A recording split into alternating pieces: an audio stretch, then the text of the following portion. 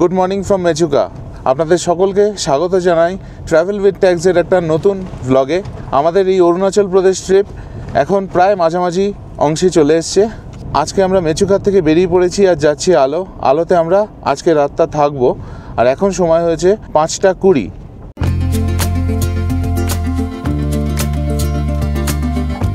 মেচুকার টাউনের মধ্যে রাস্তা খুব ভালো ছিল, আর যেরকম দেখতে পাচ্ছেন মেচুকা থেকে বেরোতেই রাস্তা আবার খারাপ হয়ে গেল।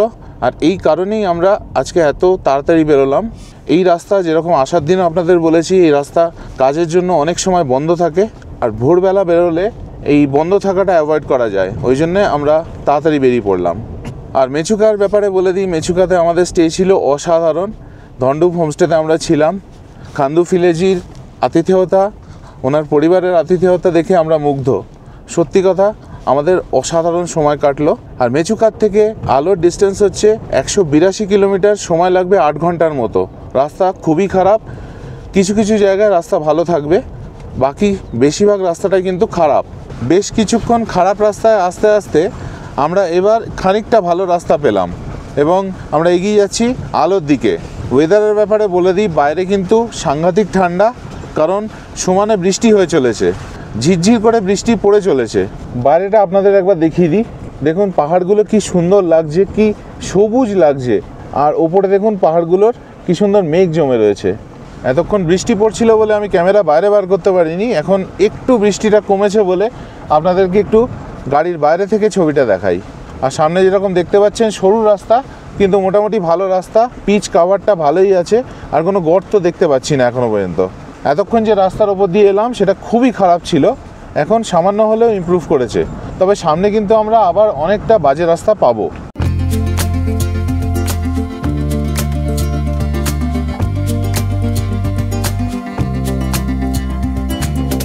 এতক্ষণ ভালো রাস্তা পাওয়ার পর আবার রাস্তা ভীষণ খারাপ হয়ে গেল। এত কাদা এখানে যে গাড়ির চাকা রীতিমতো স্কিড করে যাচ্ছে। তার ওপর আবার আমাদের গাড়ির চালক রাজু প্রধান এক আজব লোক। এই কাদার মধ্যে গাড়ি চালাচ্ছে বেশ জোরে। রাস্তায় পড়ে থাকা বড় বড় পাথর গাড়ির নিচে লেগে যাচ্ছে, চাকা স্কিড করে যাচ্ছে, তাও ও গাড়ি চালাচ্ছে জোরে। বারবার ওকে আস্তে চালাতে বলা সত্ত্বেও শুনছে না। মনে হচ্ছে ও খুব তাড়াতাড়ি গন্তব্যে পৌঁছতে চাইছে। তবে ওর গন্তব্যটা আলো না একেবারে ওপরে, সেটা ভেবে আমরা সকলেই ভীষণ ভয়ে আছি। এবার এই জায়গাটা দেখুন, রাস্তা ভীষণ খারাপ, কিন্তু তারপরেও এই জায়গাটা দেখুন কীরকম অসাধারণ লাগছে। পাহাড়গুলো মাঝখান দিয়ে মেঘ যাচ্ছে দেখুন।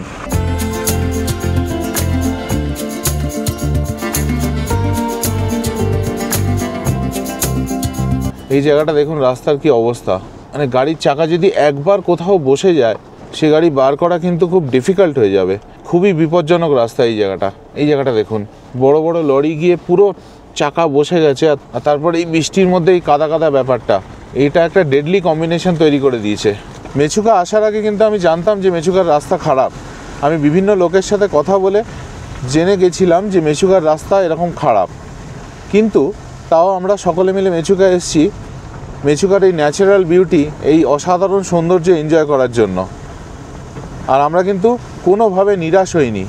রাস্তা খারাপ হলেও রাস্তার কাজ যে হচ্ছে না এরকম নয়, কিন্তু রাস্তার কাজও হচ্ছে। এখানে দেখুন নতুন একটা ব্রিজ বানানো হচ্ছে, এই আশেপাশে সব মেশিনগুলো রাখা রয়েছে, যে থেকে বোঝা যাচ্ছে রাস্তার কাজ কিন্তু হচ্ছে। এখন বেসিক্যালি বোধহয় এরা খুব জোর কদমে কাজটা করতে পারছে না, কারণ এই বৃষ্টির জন্য। এই দেখুন সব রাস্তার ধারে জিনিসপত্র রাখা রয়েছে, মেশিনারি রাখা রয়েছে রাস্তার কাজের জন্য। তো আমি সত্যিই মন থেকে চাই যে এই রাস্তাটা তাড়াতাড়ি এরা করে দিক, কারণ এই যে মেচুকার অসাধারণ সৌন্দর্য, এটা বেশি সংখ্যক মানুষ এখানে আসুক এবং এনজয় করুক। এই যে ন্যাচারাল বিউটি, এই যে সৌন্দর্য, এটা অনেকে জানেই না। এখন তবু কিছু কিছু ভিডিওর মাধ্যমে লোকে দেখছেন, কিন্তু ভিডিওর মাধ্যমে বিশ্বাস করুন পুরোপুরি দেখা যায় না, বোঝা যায় না, নিজেকে আসতে হয়। আর তার জন্য দরকার ভালো রাস্তার। আমি সত্যি চাই রাস্তাগুলো খুব তাড়াতাড়ি বানিয়ে দেয় এরা। আর যখনই মনটা খারাপ হয়ে উঠছে না মেচুকা ছেড়ে চলে যাওয়ার আর এই বাজে রাস্তা দিয়ে ট্রাভেল করার, তখনই এই সৌন্দর্য দেখে, চারিপাশে এই ন্যাচারাল বিউটি দেখে মন আনন্দে আবার ভরে উঠছে, আবার মুগ্ধ হয়ে যাচ্ছি। কি সুন্দর দেখুন চারিপাশটা, পুরো মনে হচ্ছে এই পাহাড়গুলোর ওপর সবুজ কার্পেট কেউ বিছিয়ে রেখেছে এবং তার ওপর সাদা সাদা তুলো ছড়িয়ে রেখেছে। আর এই বলতে বলতেই দেখুন আবার রাস্তা ভালো হয়ে গেল। এই জায়গাটায় নতুন পিচ করেছে, একদম চকচকে হয়ে গেল রাস্তা। তবে এই পিচের রাস্তা কিন্তু বেশিক্ষণ ছিল না, 100-200 মিটার আসতেই আবার শুরু হয়ে গেল এরকম খতরনাক রাস্তা।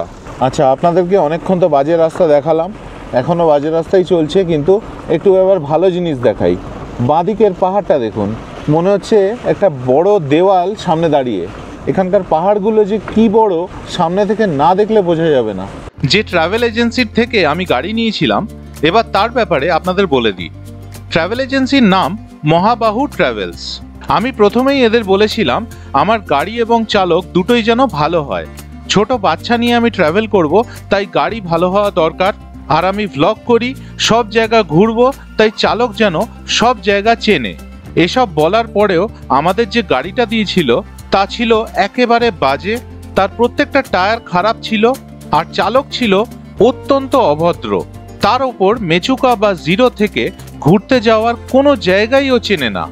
সব থেকে খারাপ ব্যাপার হলো, মেচুকায় যখন আমরা পাহাড়ের ওপর একটা রিমোট জায়গায় স্ট্র্যান্ডেড হয়ে গিয়েছিলাম টায়ার পাংচার হয়ে যাওয়ার জন্য, তখন এই মহাবাহু ট্রাভেলস আর চালক দুজনেই কোনো দায়িত্ব পালন করেনি আমাদের ওই অবস্থা থেকে উদ্ধার করার জন্য। কোথাও ঘুরতে গিয়ে চালক যদি খারাপ হয় তাহলে ঘোড়াটা প্রায় ভেস্তে যেতে পারে, সেটা এই ট্রিপে আমরা খুব ভালোভাবে বুঝে গেলাম। তাই এই মহাবাহু ট্রাভেলসের কন্ট্যাক্ট ডিটেলস আমি আর শেয়ার করলাম না, কারণ আমার এই খারাপ অভিজ্ঞতা আর কারোর সাথে হোক সেটা আমি চাই না। আপনারা যখন মেচুকা আসবেন তখন যদি বৃষ্টি না পড়ে, তখন কিন্তু রাস্তার কন্ডিশন এর থেকে বেটার হওয়ার কথা, কারণ তখন এই কাদা ব্যাপারটা থাকবে না, গাড়ি স্কিড করবে না। কিন্তু ব্যাপারটা হলো যে আমরা তো 2-2.5 মাস আগে বুকিং করি, তাহলে ট্রেনের টিকিট, প্লেনের টিকিট পাওয়া মুশকিল। প্লেনের টিকিট হলে তার দাম বেড়ে যাওয়ার একটা ব্যাপার থাকে, ট্রেনের টিকিট পাওয়া মুশকিল। তো সেই জন্য অত আগে যদি বুক করি তখন তো সম্ভব না যে এখন কি ওয়েদার থাকবে সেটা জানা, সেটাই হয়ে যায় মুশকিল। তো আমরা যখন বুক করেছিলাম তখন এরকম বৃষ্টির ফোরকাস্ট ছিল না, কিন্তু এখন দেখুন কি অবস্থা। যে কদিন আমরা মেচুকায় থাকলাম প্রত্যেক দিন বৃষ্টি হলো এবং এখনও হয়ে যাচ্ছে। রাস্তায় প্রচুর পাথর পড়ে আছে, যা আমাদের গাড়ির নিচে একের পর এক লেগে চলেছে বিকট আওয়াজ করে, আর এই জন্য আমার কষ্ট হচ্ছে। তবে আমাদের গাড়ির চালক রাজু প্রধান এইসব পাথরগুলোকে কোনো পাত্তাই দিচ্ছে না। একটা পাথরে লাগলে ও আরো জোরে গিয়ে পরের পাথরে ধাক্কা লাগাচ্ছে। আমার মনে হতে লাগলো যে ও বোধহয় গাড়িটা এই রাস্তায় চালাতেই ইচ্ছুক না, সে যাই হোক না কেন। ওর এই অ্যাটিটিউড দেখে আমার রীতিমতো ভয় করতে লাগলো যে আলো ঠিক মতো পৌঁছতে পারবো তো। মেচুকাতে আপনারা যখন আসবেন, যদি আপনারা নিজেদের গাড়ি নিয়ে আসার কথা ভাবেন, রাস্তার এই কন্ডিশনের কথা কিন্তু মাথায় রাখবেন। আমার মতে মেচুকাতে নিজের গাড়ি নিয়ে না আসাই ভালো, কারণ গাড়িটার ওপর কিন্তু অত্যাধিক বেশি অত্যাচার হবে। মেচুকাতে যখন আপনারা আসবেন মোবাইল কানেক্টিভিটির ব্যাপারটা খেয়াল রাখবেন। ওখানে কিন্তু বিএসএনএল সবসময় চলে, এয়ারটেল খুবই লিমিটেড সার্ভিসেস মাঝে মাঝে আসে যায়, আর জিওর কিন্তু কোনো এক্সিস্টেন্স নেই মেচুকাতে। আমাদের গাড়ির টায়ারগুলো এতটাই খারাপ যে কয়েক ঘন্টা পর পর হাওয়া বেরিয়ে যাচ্ছিল, তাই তাতর পরে এই জায়গায় হাওয়াটা রাজু প্রধান ভরিয়ে নিল। তাতর থেকে বেশ কিছুটা এগোতেই আমরা এখানে এরকম দাঁড়িয়ে গেলাম। এখানে বেশ কিছু গাড়ি দাঁড়িয়ে রয়েছে, কারণ আগে রাস্তা ব্লক আছে, মোস্ট প্রবাবলি রাস্তার কাজ হচ্ছে। এই হচ্ছে আমাদের গাড়ি, আর এখানে দেখুন লম্বা গাড়ির লাইন, ট্রাক আছে, গাড়ি আছে, সবাই দাঁড়িয়ে। আর আরেকটা জিনিস যেটা হয়েছে সেটা হচ্ছে আশেপাশে কিচ্ছু দেখা যাচ্ছে না, চারিপাশে দেখুন মেঘ। এই দিকটায় কিন্তু বিরাট বড় বড় পাহাড় আছে, কিন্তু আমরা কিচ্ছু দেখতে পাচ্ছি না। একটু আগে এই পাহাড়গুলো একদম স্পষ্টভাবে দেখা যাচ্ছিল, কিন্তু এখন পুরো ঘন মেঘে ছেয়ে গেছে চারিপাশটা। আমি হাঁটতে হাঁটতে একদম সামনে চলে এসেছি, আর এই দেখুন এইখানে রাস্তা বন্ধ আছে, আর ওইদিকে রাস্তার কাজ হচ্ছে। এই মেচুকা থেকে আলোর রুটটায় আমি যা দেখতে পাচ্ছি মাঝে মধ্যেই রাস্তা বন্ধ করে দেওয়া হয় এই রাস্তার কাজের জন্য। তো আপনারা যখন এই রুটে ট্রাভেল করবেন তখন হাতে কিন্তু সময় নিয়ে ট্রাভেল করবেন, কারণ যে কোনো সময় রাস্তা বন্ধ হয়ে যেতে পারে, আর তখন আমাদের মতো এরকম ওয়েট করতে হতে পারে। কিছুক্ষণ রাস্তা ব্লক করে রাখার পর এই খুলে দেওয়া হলো এবং প্রত্যেকটা গাড়ি বেরিয়ে যাচ্ছে। আর এই জায়গাটায় রাস্তায় কাটিং হচ্ছিল পাহাড়ে, দেখুন মেশিনারি রাখা রয়েছে সব কিছু। এই জায়গাটায় বড় বড় বোল্ডার ওপর থেকে পড়ছিল, যার আওয়াজ আমরা ওই পেছন থেকে পাচ্ছিলাম। আমাদের কপালটা ভালো যে এখানে বেশিক্ষণ আটকাতে হলো না, 15 মিনিটের মতো দাঁড়ালাম। এবার আমরা বেরিয়ে যাচ্ছি আলোর দিকে। আর এই পাশে দেখুন উল্টো দিক থেকে আসা গাড়িগুলোকেও দাঁড় করিয়ে রাখা হয়েছে।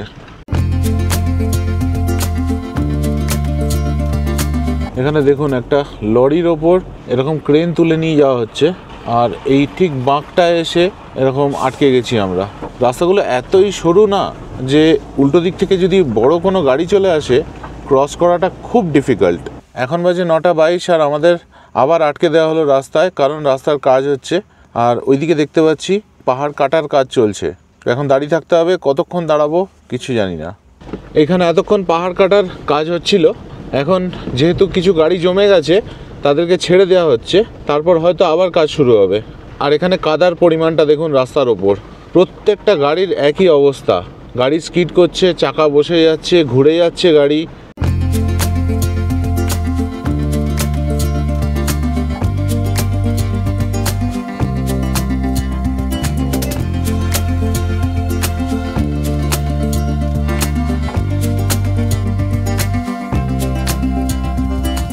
এখন সময় হচ্ছে 10:55 আর আমরা এসে পৌঁছে গেছি পিনি বলে একটা গ্রামে।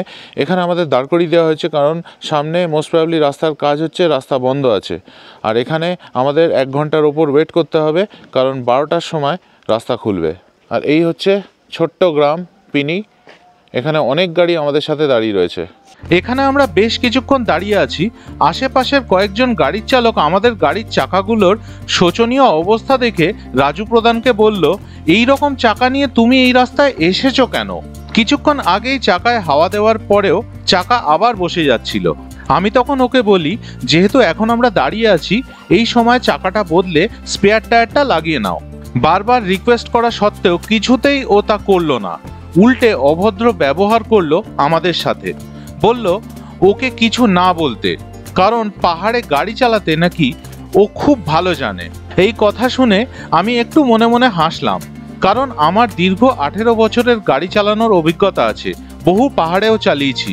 এখানেও যদি এই গাড়িটা চালানোর সুযোগ পেতাম তাহলে ওর থেকে যত্ন সহকারে চালাতাম। তবে এই টায়ার না বদলানোর কি পরিণতি হতে পারে তা আমরা আমাদের এই ট্রিপে একটু পরে খুব বাজেভাবে বুঝতে পারি। বেশ কিছুটা যাওয়ার পর গাড়ির টায়ার পাংচার হয়ে গেল। সরু রাস্তা পাশ দিয়ে বড় বড় ট্রাক যাচ্ছে, বৃষ্টি পড়ছে, তার মাঝে আমরা বাচ্চা দুটোকে নিয়ে দাঁড়িয়ে আছি। এটা শুধুমাত্র হলো আমাদের চালকের গোয়ার্তুমির জন্য। তবে যদি আপনারা ভাবেন এটা আজকে আমাদের শেষ দুর্ভোগ, তাই নয়, কিন্তু আরও আছে। এখন 2টো বাজে আর আমরা কিছুটা এগোতেই আবার দাঁড়িয়ে পড়লাম। এখানে অ্যাকচুয়ালি আমরা একাই দাঁড়িয়ে রয়েছি, আর কেউ নেই, কারণ যে সকল গাড়ি আমাদের সাথে ছিল সবাই বেরিয়ে গেছে।